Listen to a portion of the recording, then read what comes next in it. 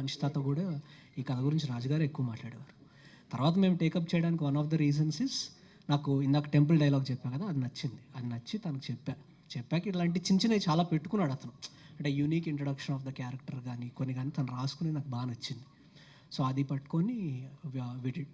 ఇంకా రాజుగారు ఇంకో క్వశ్చన్ అడిగి, సో మీరు అంటే నేను అడిగి మీ క్వశ్చన్, మీ సినిమాని ప్రమోట్ చేసుకోవడం కోసం మీరు ఎవరినైనా కన్సల్ట్ చేస్తున్నారా? సింగిల్ థియేటర్ ఓనర్స్ వాళ్ళని మీరు ఏమైనా మాట్లాడుతున్నారా?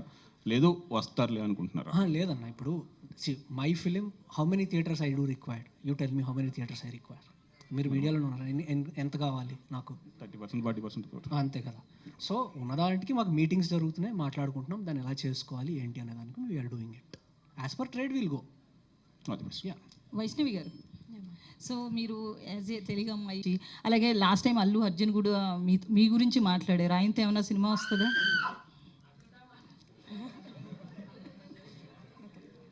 ఆయనతో సినిమానా?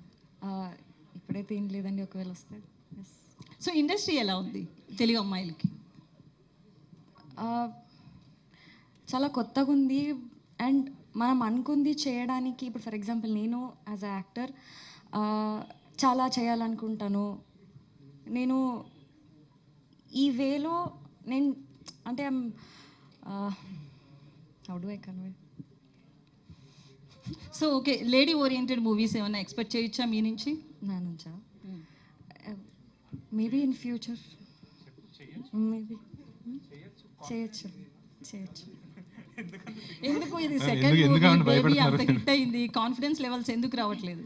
లేదండి, నాకు ఫస్ట్ ఇంకా నాకు కెమెరా ఫియర్, స్టేజ్ ఫియర్ ఇవన్నీ ఉన్నాయి. ఫస్ట్ ఎవరనేది నాకు క్వశ్చన్. వైష్ణవి అనగానే నేను లోపల స్టార్ట్ అయిపోతుంది. ఫోన్స్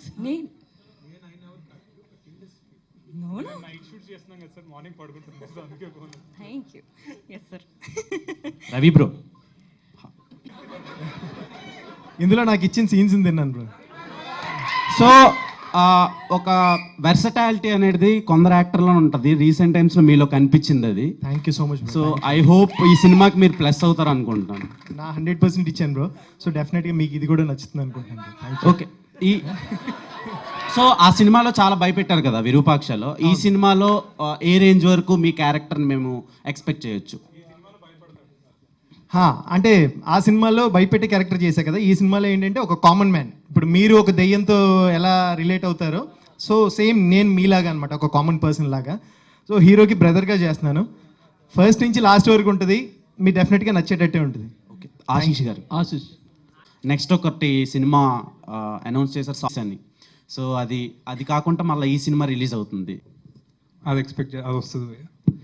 యా ఆశీష్, ఇందులో ఏదైనా చేసి దిల్ రాజు గారితో కానీ మీ ఫాదర్తో కానీ మీ ఫాదర్తో ఏదైనా తిట్లు తిన్న సందర్భాలు ఏమైనా? అంటే కాలేజ్ డేస్లో ఉన్నప్పుడు అన్నీ మనం ఏం చెప్తే అది చేస్తామా మనం? పేరెంట్స్ చెప్పింది రోజు తిట్లు తినడమే, ఫుడ్ తినేది. నేను రోజు బిర్యానీ తినేవాడిని. సో అంటే నేను ఓవర్ ఈటర్ నేను కొంచెం. సో అలా తిట్టేవాళ్ళు, కానీ మరీ అంత సీరియస్గా ఏం చేయలేదు.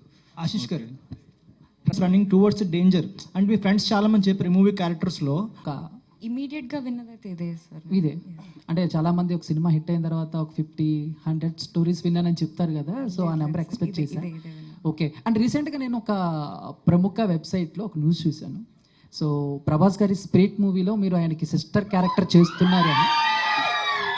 అది ఎంతవరకు కరెక్ట్? ఒకవేళ కరెక్ట్ అయితే అప్డేట్ ఏమన్నా త్వరలో ఇవ్వబోతున్నారా, లేకపోతే టీం ఏమన్నా మిమ్మల్ని అప్రోచ్ అయ్యిందా ఏంటి?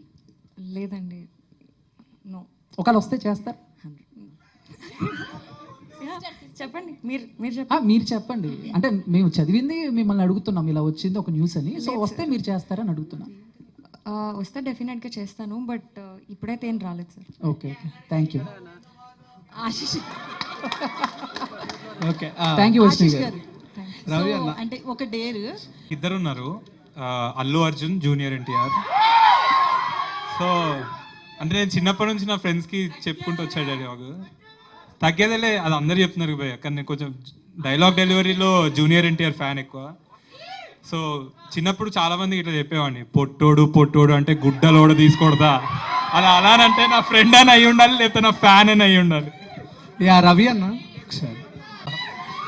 మరి మల్టీ స్టార్ ఏదైనా ఒక చిన్న క్యారెక్టర్ వస్తే చేస్తారా? జూనియర్ ఎన్టీఆర్ చేస్తా, డెఫినెట్గా చేస్తా. చిన్నదైనా చిన్న అంటే నాకు ఎక్కువ డాన్స్ చేయాలని ఉంది సార్తో. సో తారకన్నతో డ్యాన్స్ చేయగలుగుతా అంటే ఇంకా నేను అన్నీ ఆపేసి వేరే షూటింగ్ జరుగుతున్నా అక్కడికి వెళ్ళిపోతా డైరెక్ట్ ఉరుక్కుంటూ. రవి ఒక డేర్ రెడీ బ్రో ఒక్కసారి రెడీ కాదు, షర్ట్ కూడా ఇప్పేయాలి, షర్ట్ కూడా ఇప్పేయాలి.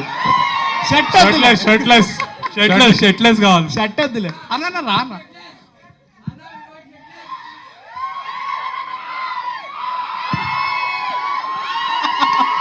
సూపర్.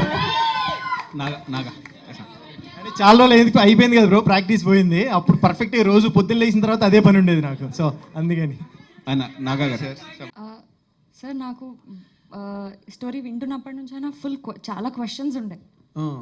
ఆ క్వశ్చన్స్ అన్నీ అడిగిన డెఫినెట్గా హారర్ సినిమా చేస్తున్నాం, లవ్ స్టోరీతో ఎట్లా ఉంటుంది, ఇంకా హారర్ అంటే అఫ్ కోర్స్ భయం అవుతుంది, ఇవన్నీ ఉండే. బట్ లేదు సార్, క్వశ్చన్స్ వచ్చినాయి, నేను కన్విన్స్ అయిపోయినా. ఓకే, ఫస్ట్ టేక్లోనే లేదు నేను మళ్ళీ టైం తీసుకున్నావు బేబీ లాగే. సార్ నాకు ఎక్కాలి కదా సార్, నేను ఫస్ట్ ఇది ఈ సినిమా ఏంటది మీ హీరో? ఒకసారి నరేషన్ విన్నాను, ఒకసారి స్క్రిప్ట్తో సహా మొత్తం అంటే కూర్చొని. కథలో హారర్కి భయపడ్డావా, నువ్వే హారరా? కథలో హారర్కి భయపడ్డాను సార్. అంతేనా? ఓకే. సిమ్రాన్ గారు ఇంకా ఇంట్రెస్టింగ్ ఎలిమెంట్ ఏంటి ఈ మూవీలో చూస్ చేసుకోవడానికి? సో సెకండ్ క్వశ్చన్ ఏంటంటే, మీరు ఎందుకు హీరోయిన్ క్యారెక్టర్స్ కాకుండా సైడ్ క్యారెక్టర్స్ చేస్తున్నారు ఎక్కువ? హీరోయిన్గా ఎందుకు చేయట్లేదు ఎక్కువ సినిమాలు? నేను యాక్చువల్లీ చేస్తున్నానండి. అంటే ఎక్కువ ఫేమ్ రావాలి. ఆల్వేస్ చెప్పాను, నేను ఒక యాక్టర్ని, నాకు ఏదైనా కథలో క్యారెక్టర్ అయి ఉండొచ్చు, లేకపోతే మెయిన్ లీడ్ అయి ఉండొచ్చు. నాకు కథ నచ్చితే నేను తప్పకుండా చేస్తాను. అండ్ అదే ఈ ఫిల్మ్లో కూడా అయ్యింది. When the team narrated the story, and నేను ఒక స్కల్ రీకన్స్ట్రక్షన్ ఆర్టిస్ట్ అండి. అది వింటేనే చాలా తేడాగా ఉంటుంది. నేను ఎప్పుడు హాలీవుడ్ సినిమాలో కూడా అలాంటివి క్యారెక్టర్ ఎప్పుడు చూడలేదు. సో రెఫరెన్స్ కోసం కూడా I struggled a lot to find references, ఈ క్యారెక్టర్ ఎలా ప్లే చేయాలి. అప్పుడు నేను నా డైరెక్టర్ సార్ అండ్ నాగా సార్ని నమ్మి I followed, because they very knowledgeable. So follow చేశాను. అండ్ అదే చాలా ఇంట్రెస్టింగ్. ఇలాంటి క్యారెక్టర్ నేనే కాదు, నేను ఎప్పుడు చూడకూడలేదు. So it's very new to be playing something like this. And చాలా eerie creepy character. And it was truly a pleasure working on this film and playing this character. Sir same for that. తను రూమ్లో skeleton రూమ్లో చేస్తుంటే మీరు heroine character ఎందుకు చేయట్లేదు అని, she a performer. అందరం ఆ రోజు క్లాప్స్ కొట్టాం మేము లేసి. ఒక 1 minute సీన్ తను కంటిన్యూస్గా డెలివర్ చేయగానే, నేను మానిటర్ వెంకలు ఉన్న, అరుణ్ ఉన్నాడు, నాగా ఉన్నాడు, మేము ఇలా ఒక్క సెకండ్ కట్ అనగానే లేసి క్లాప్స్ కొట్టాం. I think she's a performer, you're doing great what you're doing, we're all learning from you.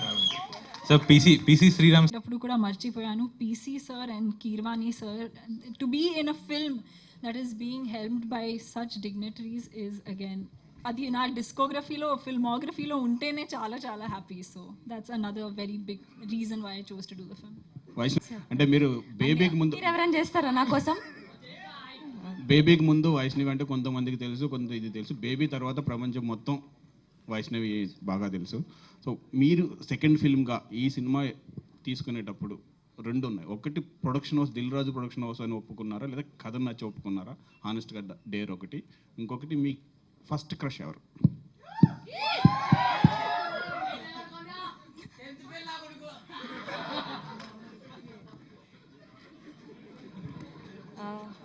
Sir first కథ సార్ చాలా డిఫరెంట్ అని చెప్పాను కదా, నేను చాలా టఫ్ ఉంది నాకు. టఫ్ యాక్టింగ్ ఇట్లా మనం రెగ్యులర్ లైఫ్లో చేసేదానికంటే లేనిది చేయడం నాకు ఎక్కువ ఇంట్రెస్ట్. సో నేను అట్లా కథ వల్ల చేశాను. Sir I want to add one more thing. ఈ కథ అనుకున్నప్పుడు క్రష్ ఉందా లేదా? Honest dare. Ram Pothineni first crush. Hanshitha గారికి కూడా ఫస్ట్ క్రష్ రాంపోతి. సిమ్రాన్ గారు చేయలేదండి, కోఇన్సిడెన్స్గా అయింది. నేను నా వార్డ్రోబ్కి వెళ్ళి ఇది బాగుంది, ఇది వేసుకోవచ్చు అని తీసాను. నేను ఆలోచించి కూడా లేదు. ఇప్పుడు స్టేజ్లో వచ్చి మీరు చెప్తున్నారు కాబట్టి, అండ్ దాట్స్ వెన్ నాకు రియలైజేషన్ హిట్ అయింది. కానీ నేను ప్లాన్ చేయలేదండి. ఐ థింక్ మీరు అని చెప్పి ఒక ఆయన పిక్చర్ తీసి ఇచ్చిండు. ఇక్కడే ఇచ్చారు. ఇక్కడే ఇచ్చారు. Super. Deepu, thank you so much.